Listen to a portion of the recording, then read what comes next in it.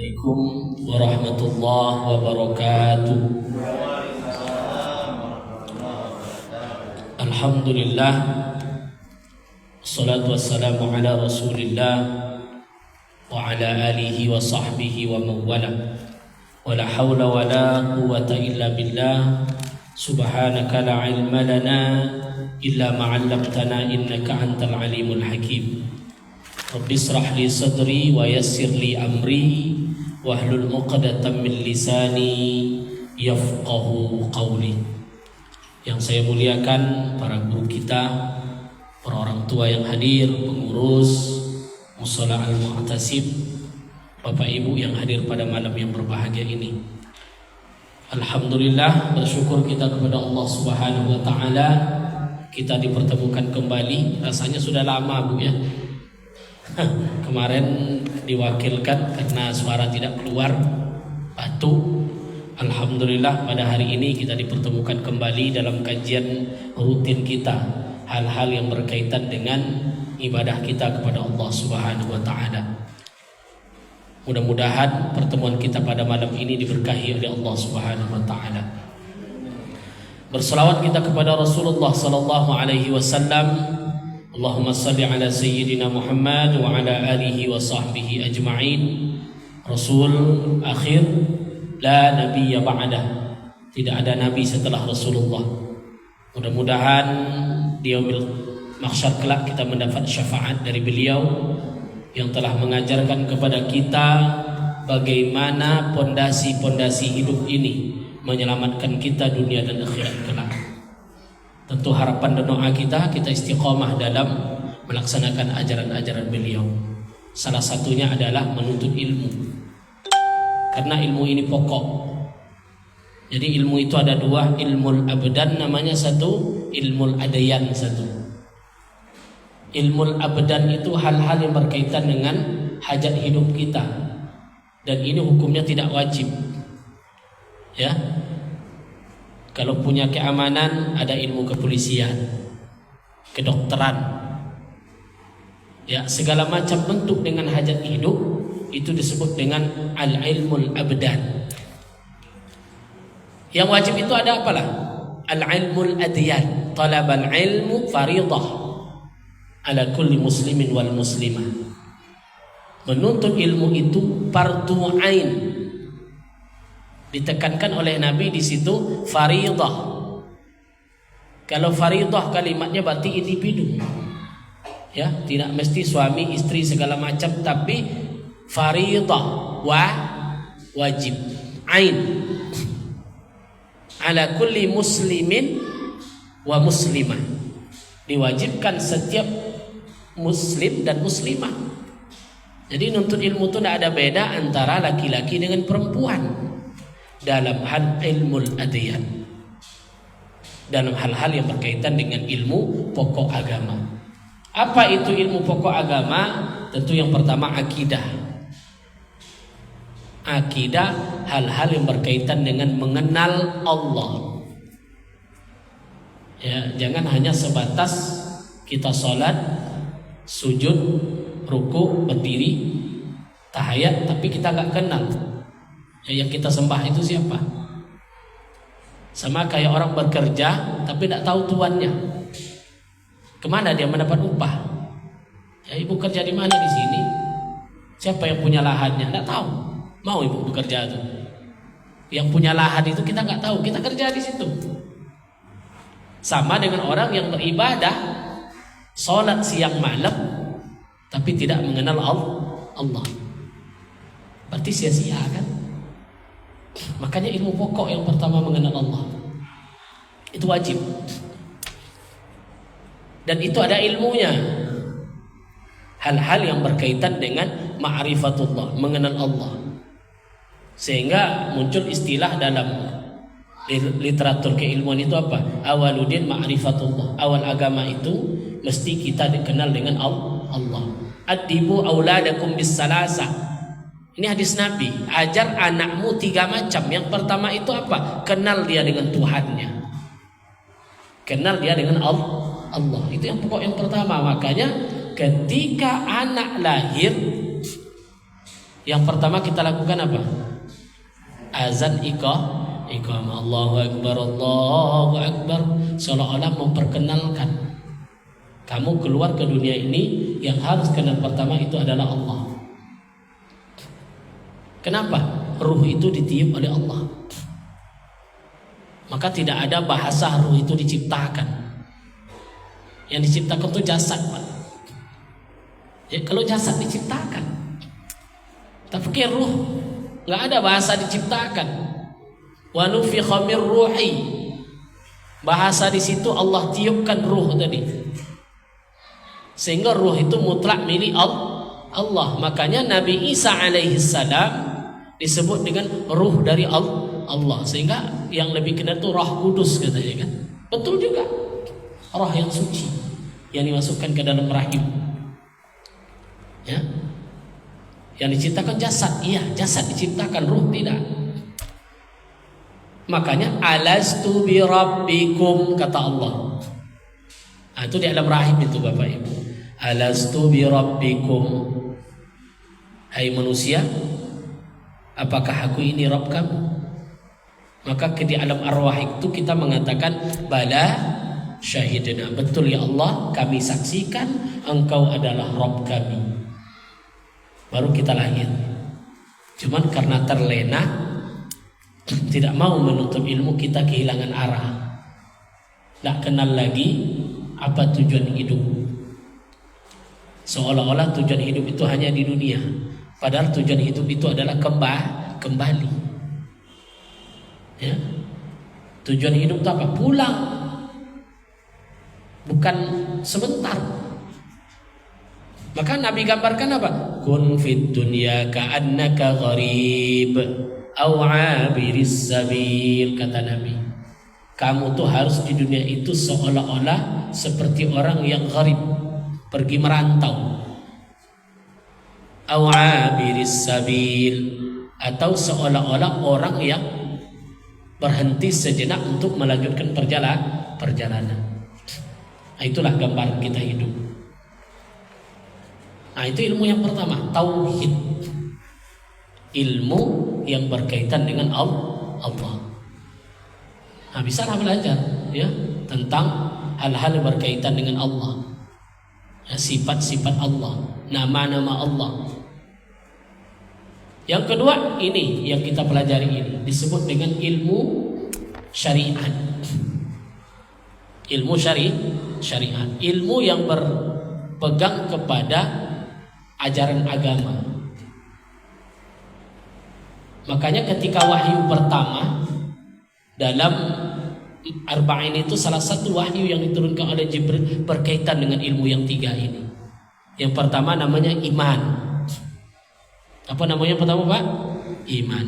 Ya Muhammad, akhbirni anil iman. Hai Muhammad, kata Jibril, beritahu saya apa itu iman. Ini wilayah akidah. Apa itu iman? Iman kepada Allah, iman kepada malaikat, iman kepada Rasul, iman kepada kitab, iman pada hari kiamat, iman qada dan qadar. Itu yang pertama. Yang kedua apalagi? Wahyu yang kedua ini ditanyakan oleh Jibril tadi. Ya Muhammad, akhbirni anil Islam. Hai Muhammad, Islam itu apa? Maka Nabi menjawab, Islam itu yang pertama syahadat, masuk wilayah tauhid. 4 setelah itu masuk dalam ilmu syariat. Salat, zakat, puasa, haji. Apa hukum menuntut ini? Wajib. Apa hukumnya Pak? Wajib. Sejak dini itu wajib.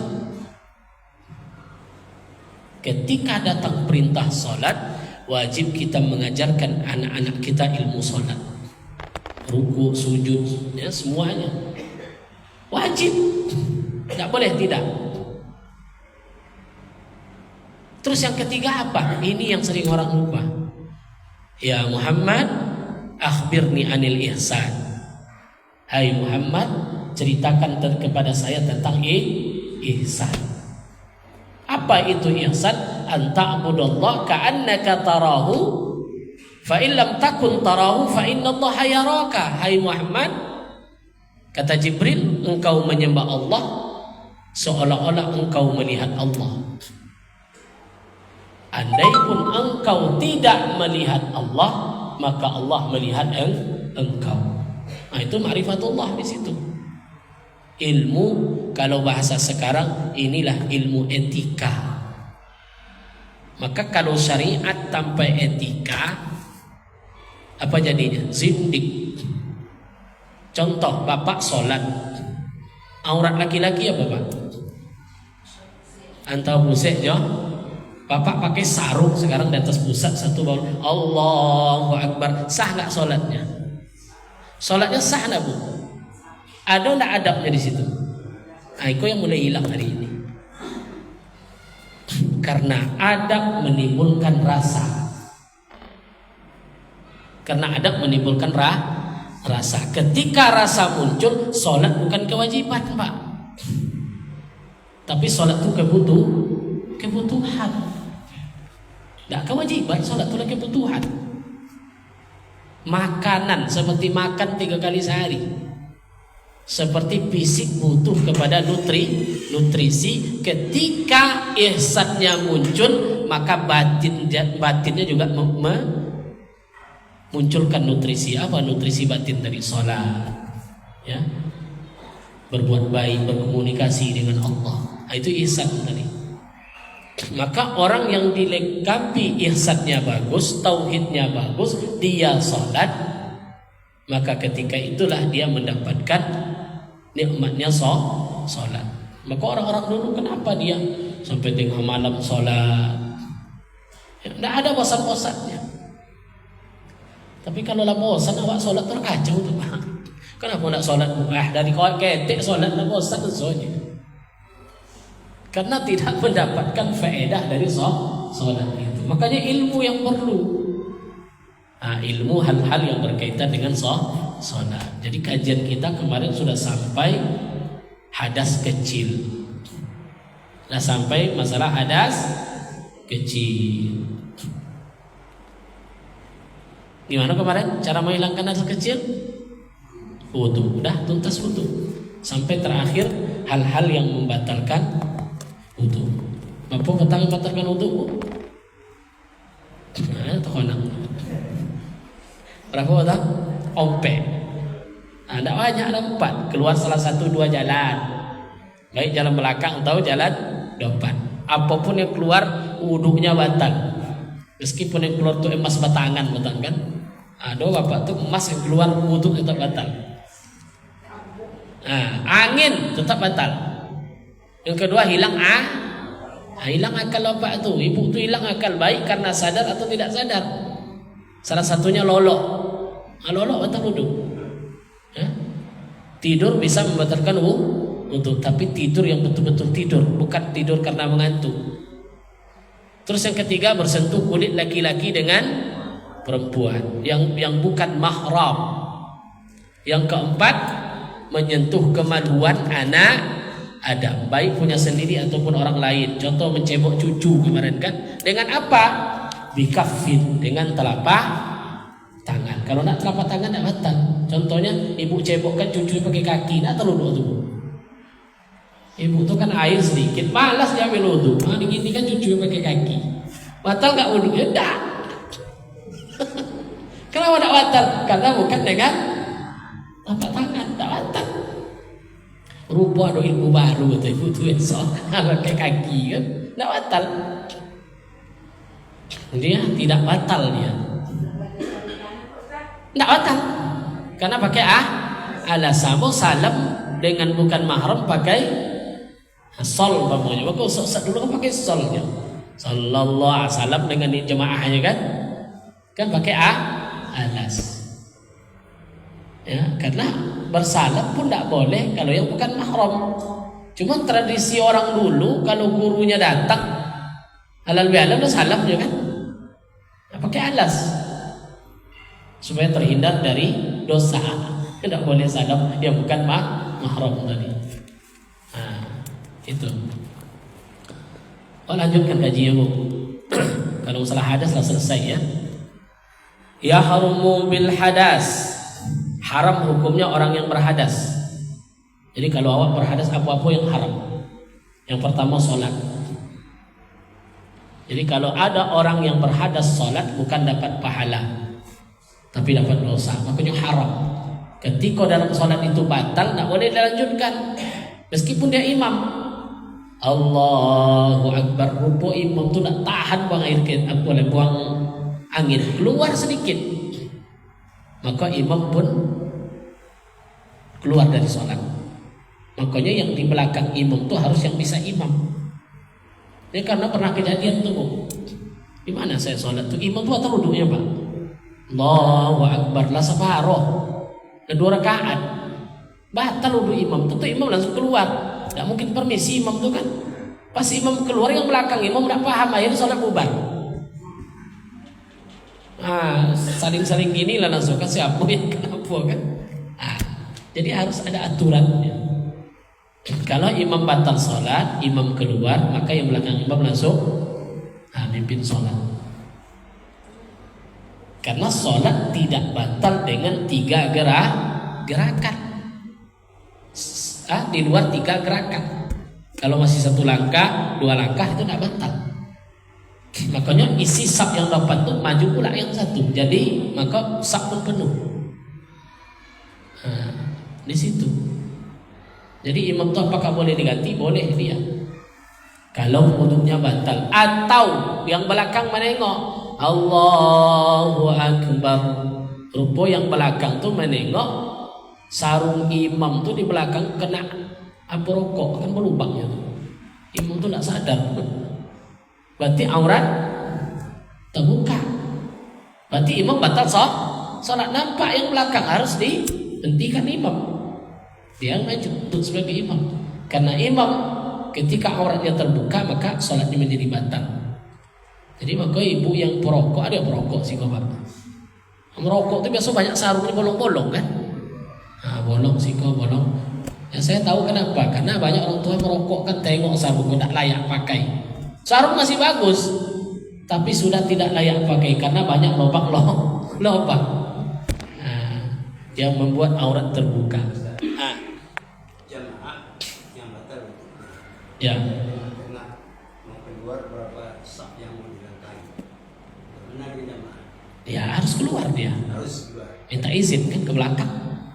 Ya, saf kan banyak. Iya. Tengah-tengah dia. Mau keluar itu sampingnya. Ya memang harus keluar dia. Memang begitu. Harus keluar. Karena wudhunya sudah batal. Karena wudhunya sudah batal. Harus keluar. Wudhu lagi. Dan itu biasa, sering itu. Ya, wudhu batal atau baru tersadar, oh saya belum berwudhu, langsung sholat, hentikan langsung. Beda tadi kalau ada hajat darurat, boleh dia mempercepat sholatnya, namanya mufaraqah, berpisah dari imam. Begitu. Terus apa lagi? Tawaf. Apa yang haram Bu? Tawaf. Orang berhadas nggak boleh tawaf, ya Pak? Cara itu gimana? Apa kita harus melangkahi orang-orang itu gimana caranya? Ya adalah caranya kan sopan kita kan, tidak mungkin ya.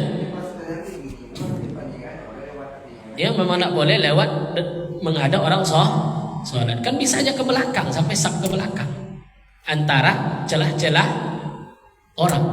Paham Pak ya? Antara celah-celah jamaah ke belakang. Paham? Iya, dan juga mengisi saf itu kan yang belakang ke depan, bukan yang samping ke sini. Kalau yang samping ke sini banyak gerakan. Paham ya? Yang belakang imam maju, yang belakang ini maju, bukan. Kan begitu.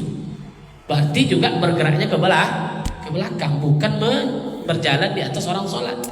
Kan celah-celah banyak tuh, sampai terakhir nanti. Kok banyak jadi pertanyaan? Bagaimana Ustaz kalau imamnya itu lepas sujudnya pas kita ruku atau sedang sujud? Ya. Terus? Apa harus dia berdiri dulu? Itu berarti dapat sambungnya. Ya imam tuh asok tembak sujud kan. Dia harus sujud batal sujudnya. Jadi tidak ada waki-waki. Tengok dapat lailang imam rupanya kan. kan dikasih isyarat. Ya, kalau kondisi darurat tentu imam memberi isyarat kalau wudhunya batal, kode yang belakang baru dia keluar. Paham? Kan tinggal bergeser, tap yang belakang nanti wudhunya batal. Yang sujud tentu duduk dulu baru maju ke depan. Paham Bu ya? Agama itu tidak usah sulit. Memang yang ditanya itu kadang-kadang hal-hal yang kalau bagaimana kalau begini kan, kan bisa dikode, ya, bisa dikode.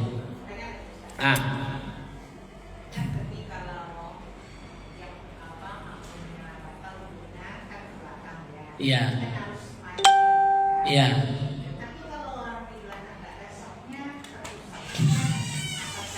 Yang samping, ya, ini nggak apa-apa kan selangkah.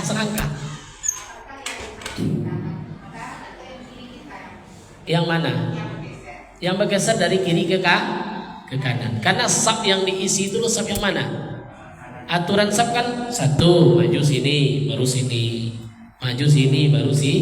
Nah, berarti arah kita kalau diisi saf ke kanan dulu. Berarti yang geser itu arah kanan semua. Berarti yang sebelah kiri.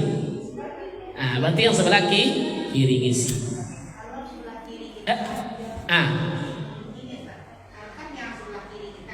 Ya.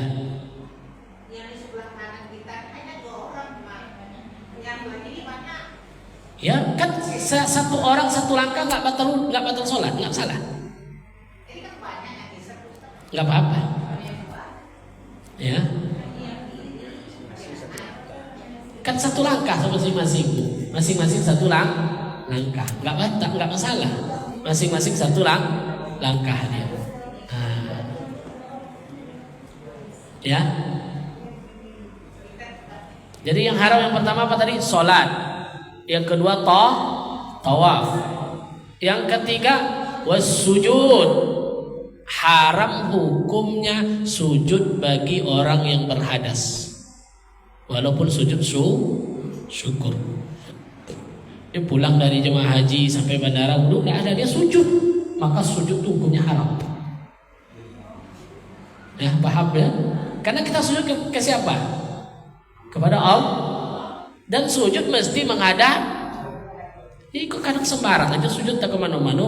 Dan sujud harus menutup aurat. Golnya pemain bola langsung sujud di lutut nampak.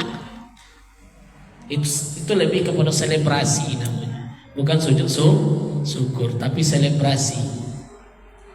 Maka orang yang berhadas juga diharamkan sujud. Wa hamlul mushaf, haram hukumnya membawa mushaf Quran. Jadi la yamassu illal mutahharun, jangan kau sentuh Quran itu kecuali orang yang suci. Jadi tidak boleh, Quran tidak boleh dibawa bagi orang yang tidak berwudu. Wa ma kutiba lidarsil Quran, atau kertas yang tulisannya ayat Quran, ayat kursi, tidak boleh disentuh. Ya, kalau kita tidak berwudu. HP kan sifatnya enggak visual, dia ini kan bisa hilang kecuali pasti diapakan. Sama kayak orang punya handphone, dalam tuh aplikasi Al-Quran boleh enggak bawa ke toilet, Pak? Kalau enggak boleh nanti karena Quran. Yang enggak boleh itu ketika dia terbuka atau ketika murattal keluar bawa ke toilet, itu enggak boleh. Nah, jadi kalau sifat visual itu tentu sifatnya fisik di sini. Walau ba'du ayatin, walaupun yang di kertas itu hanya sebagian ayat qul huwallahu ahad ada di kertas kita bawa. Nah, ini mesti berwudu. Bukan Quran saja. Disebut kalau di sini bahasa kalau wahid, seperti zaman dulu ada batu tulis. Zaman dulu kalau orang nak pakai kertas, nulis di papat, dibawa papat tadi, tapi ayat Quran meski dia suci. Karena zaman dulu, maka contoh disebut kalauhin di sini seperti batu tulis. Misalnya dulu dia orang belajar kan di batu tulis, semacam papat. Wal ibra fi qasdid dirasa wat tabaruk. adanya maksud yang digunakan tulisan ayat tersebut untuk tabarruk, ya, terletak pada penulisannya. Terus bihalatil kitaba duna ba'daha, dengan syarat Al-Quran tadi sifatnya murni, tidak ada tulisan lain. Tapi kalau Yasin ibu-ibu bawa kan Yasin itu ada terjemah, itu kan bercampur. Nah, itu nak mesti berutuh. Atau Quran nggak salah. Yang dimaksudnya mushaf murni. Paham Bapak Ibu ya? Mushaf murni itu yang tidak boleh. Tapi kalau ada campuran dengan tulisan lain, nah, maka itu tidak haram, boleh dipegang. Contohnya apa? Quran terjemahan dia bercampur di sini, nah, boleh disentuh. La habluhu ma'a mata'in, membawa mazhab dengan barang-barang lain. Wa ghairul maksud bil hamli, tidak bermaksud hanya membawa Quran saja, maka itu dibolehkan. Contoh apa? Bawa Quran. Contohnya apa? Kita penjual Quran, ada dalam mobil Quran isi itu. Itu boleh. Ya. Karena dengan barang lah, ini yang pegang Quran murni ini, ya. Tidak dengan barang-barang yang lain. Nah, di situ diharapkan. Wa massu waraqatin walawil bayad, haram pula memegang lembaran-lembaran Quran. Pak ngaji pegang, maka itu juga diharamkan kalau kita berhadas.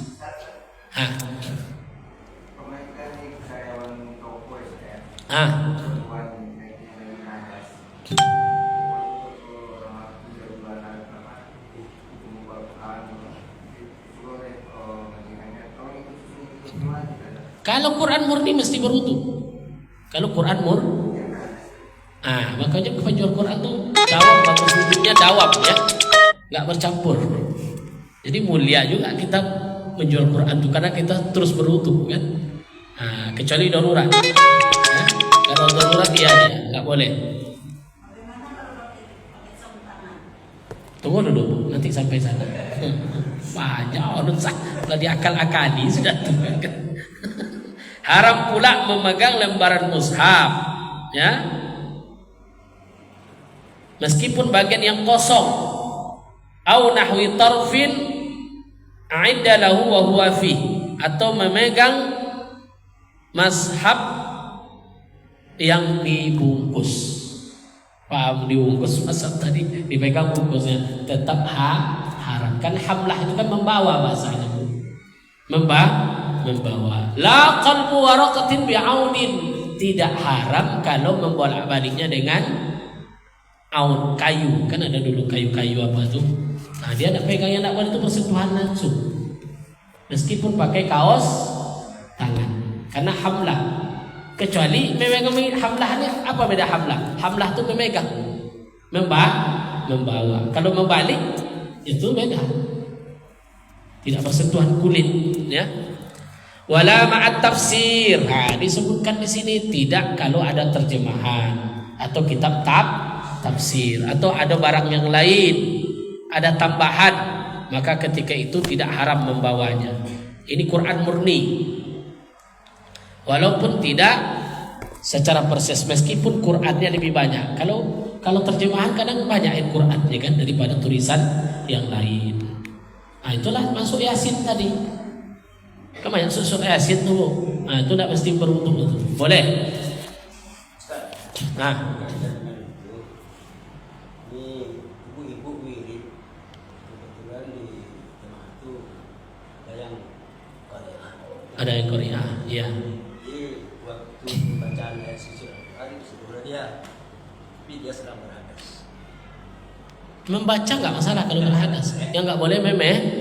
Sedangkan orang haid membaca Quran dengan maksud zikir tidak ada masalah, kecuali maksud dengan membaca Quran. Bersin orang ibu haid baca subhanallah, boleh tak? Boleh, dia boleh.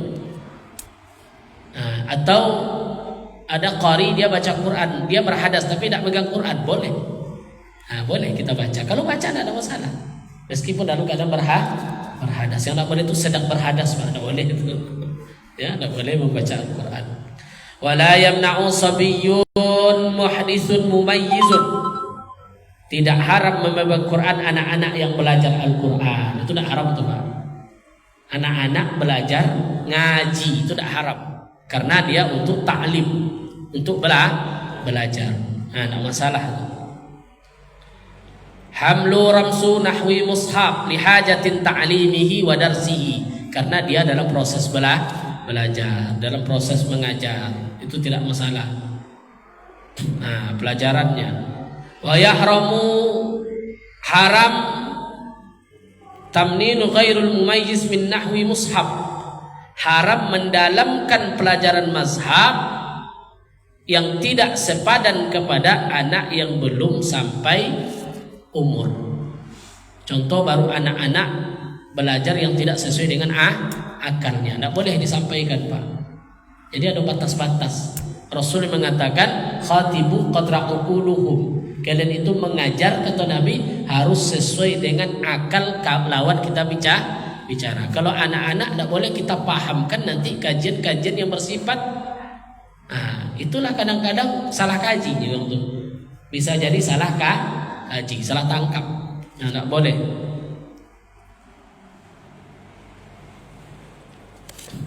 Wa wad'u nahwi dirhamin maktubatun, haram hukumnya meletakkan piti dalam Quran. Nah, apa aja ada, Bu? Ini apa? Quran itu bukan tompek.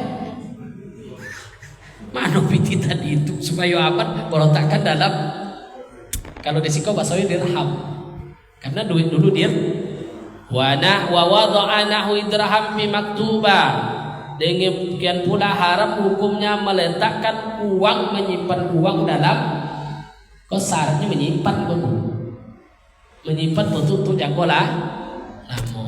Mana duit tadi dalam Quran? Quran tidak mau bacor untuk ibadah piti, tidak boleh, ya. Wa ilmun syar'i, atau meletakkannya dalam lembaran-lembaran ilmu syara. Tidak boleh. Kenapa? Penghormatan, memuliakan namanya. Karena Quran itu bukan untuk itu. Nah, bukan untuk meletakkan duit di situ.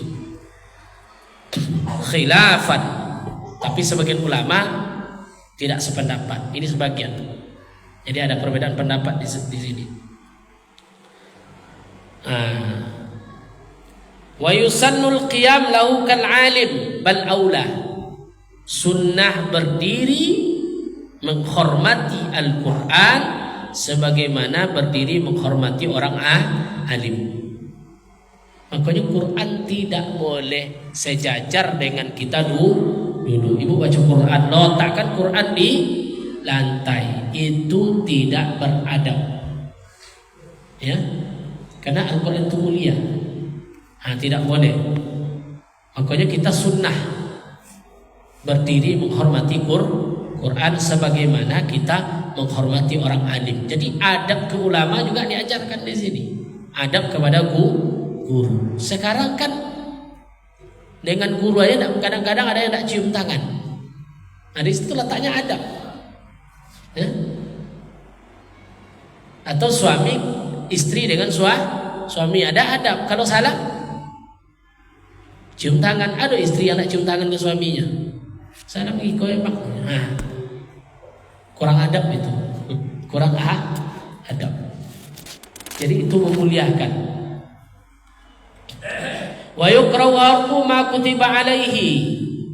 Dibenci, makruh hukumnya membakar lembaran Al-Quran.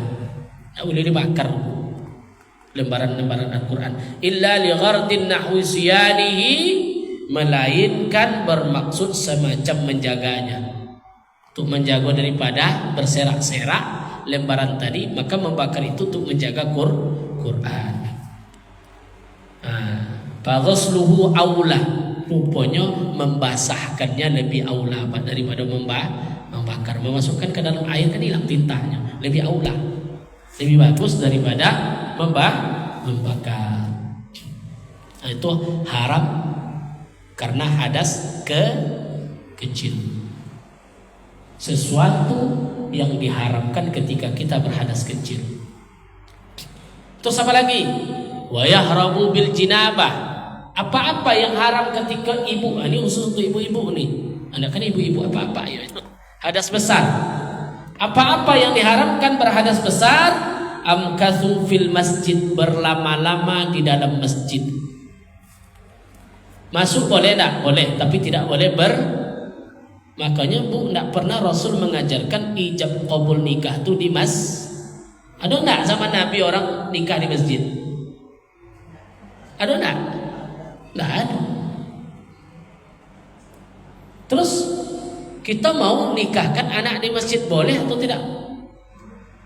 Tapi Ustadz di Jakarta, Cino di Istiqlal ada nikah, disediakan ruang selain masjid, bukan di dalam masjid.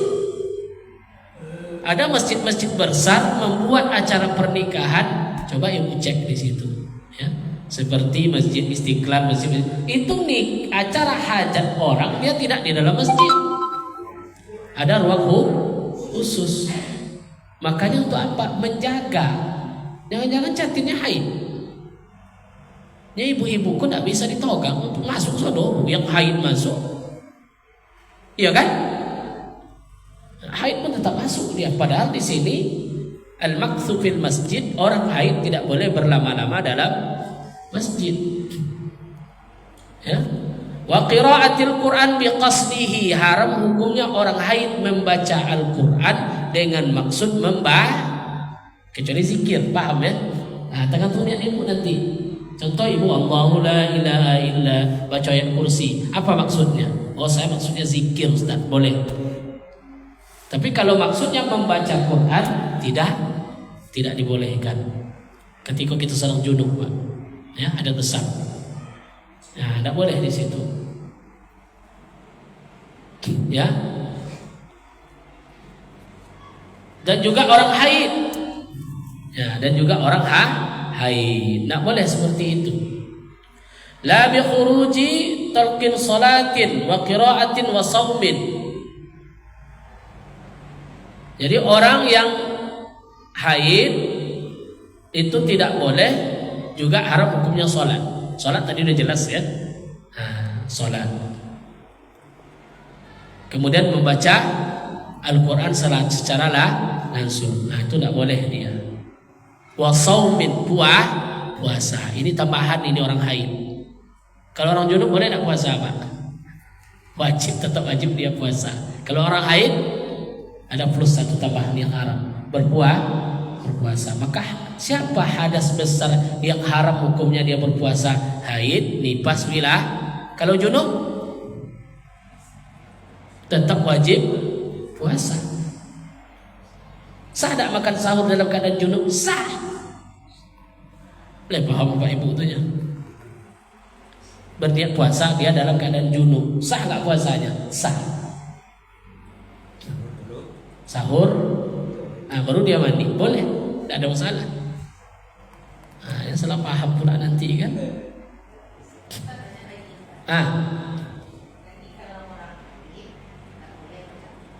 Tak boleh apa? Tidak boleh baca Quran biqasdihi, dengan maksud baca. Hanya hati-hati Bu, kalimatnya fikih kok sensitif kan? Oh, Ustaz kok ngaji atau haid tak boleh baca Quran. Maksudnya apa? Baca Quran dengan maksud bukan bermaksud itu. Iya. Iya.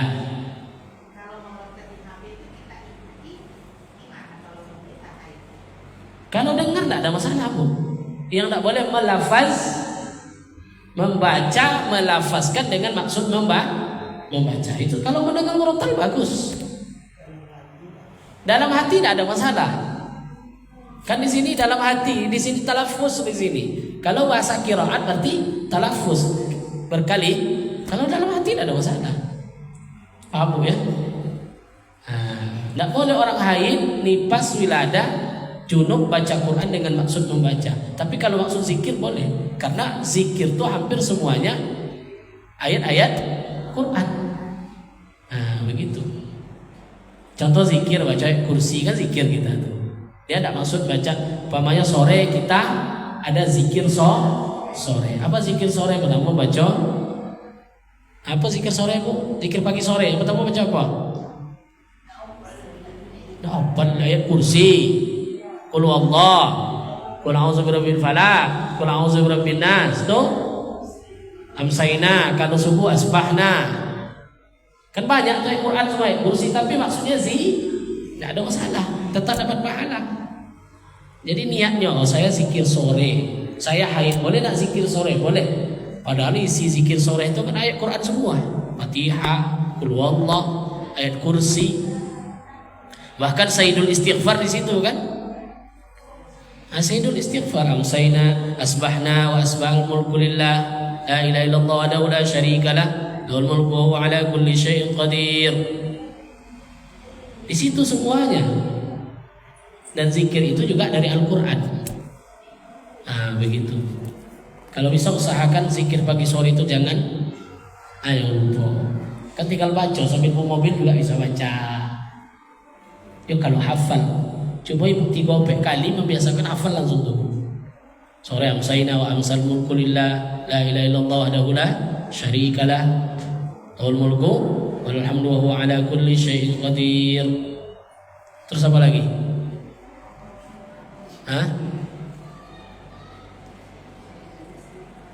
Sayyidul Istighfar. Habis itu Allahumma afini fi badani, Allahumma afini fi sam'i, Allahumma afini fi basari, la ilaha illa anta. Terus apa lagi? Allahumma afini illa anta. Itu Sayyidul Istighfar kan. Kalau dibaca tengoklah sisi doanya luar biasa ya. Mulai zahir sampai batin. Ada di zikir pagi dan sore. Apakah orang junub, orang berhadas besar boleh baca? Boleh, tidak ada masalah. Dengan niat zikir. Kalau niat baca Quran baru diharam. Wa yajibu qada'us siyam. Kalau puasa wajib qada, kalau sholat tidak. Bahkan orang haid qada sholat hukumnya haram. Paham ya? Tinggal waktu haid kemarin sholat saya qada, haram hukumnya, tidak boleh. Karena memang keringanan ibu itu tidak sholat. Masuk azan mak. Ya tidak ada bunyi ya kan? Ada. Ini lomak diskusi sambil tanya jawab ya. Bolehlah. Jadi berlangsung kajian tanya jawab kita tetapkan. Besok kita masuk tentang hal-hal yang berkaitan dengan hadas besar. Hadas kecil sudah habis tuh ya. Wudu, syarat wudu, rukun wudu, yang batalkan wudu, sunnah wudu sudah selesai. Ini besok masuk masalah hadas besar. Cina apa cara mandi, menyebab mandi, sunnah mandi. Begitu. Mudah-mudahan bermanfaat.